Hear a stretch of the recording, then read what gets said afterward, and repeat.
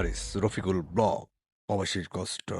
মঙ্গলবার দিবাগত রাত থেকে শুরু হয় কুয়েতে মুষলধারে বৃষ্টি। এর সাথে রয়েছে ঠান্ডা হাওয়া। যদিও আবহাওয়া পূর্বাভাসে আগে থেকে জানিয়ে দেওয়া হয়েছিল বৃষ্টি হওয়ার সম্ভাবনা রয়েছে।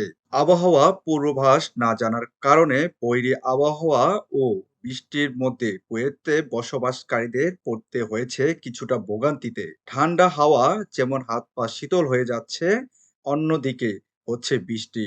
এমন তো অবস্থায় কর্মস্থলে যেতে গাড়ি পাওয়া যাচ্ছে স্বাভাবিক সময়ের চেয়ে একটু কম। তার মধ্যে ড্রাইভার হাঁকাচ্ছে একটু বাড়তি ভাড়া। কিছু কিছু জায়গায় জমে থাকা বৃষ্টির পানির কারণে যানবাহন চলছে একটু ধীর গতিতে।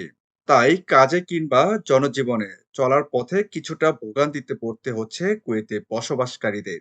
হঠাৎ করে বৃষ্টির জন্য কিনা হয়নি ছাতা বা রেইনকোট, ও শীতের জন্য কোনো পূর্ব প্রস্তুতি নেওয়া হয়নি।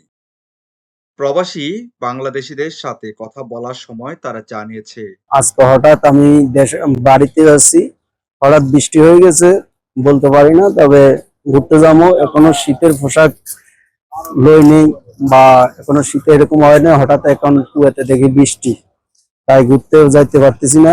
এরা রোডে অনেক বৃষ্টি হয়েছে, প্রচুর ঠান্ডার মাধ্যমে কাটতেছে, প্রচন্ড বাতাস, শীতের মাধ্যমে বাতাসও আছে। হ্যাঁ, আজকে জানতাম না যে বৃষ্টি হবে। তো ওরা রুম থেকে বেরোয় দেখি আর কি রাস্তাতে অনেক বৃষ্টি।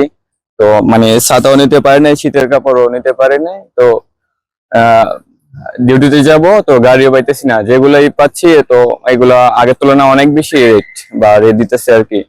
তো এই আর কি। যে কারণে ভোগান্তির শিকার হতে হচ্ছে।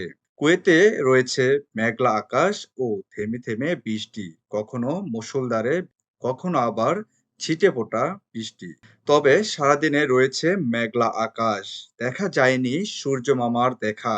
আজকে কুয়েতের সর্বোচ্চ তাপমাত্রা রয়েছে 20 ডিগ্রি সেলসিয়াস থেকে 22 ডিগ্রি সেলসিয়াস তাপমাত্রা পর্যন্ত। এমনকি সর্বনিম্ন তাপমাত্রা ছিল 9 ডিগ্রি সেলসিয়াস থেকে 11 ডিগ্রি সেলসিয়াস তাপমাত্রায়। এমন বৃষ্টি 2 দিন থেকে 3 দিন থাকতে পারে বলে জানিয়েছেন কুয়েতের আবহাওয়া অধিদপ্তর। অনেকেই মনে করছেন এই বৃষ্টির মাধ্যমেই শীতের আগমন শুরু হয়েছে। তাই তারা শীতকে বরণ করে নেওয়ার জন্যই কিনবেন শীতের পোশাক। রফিকুল ইসলাম, কুয়েত।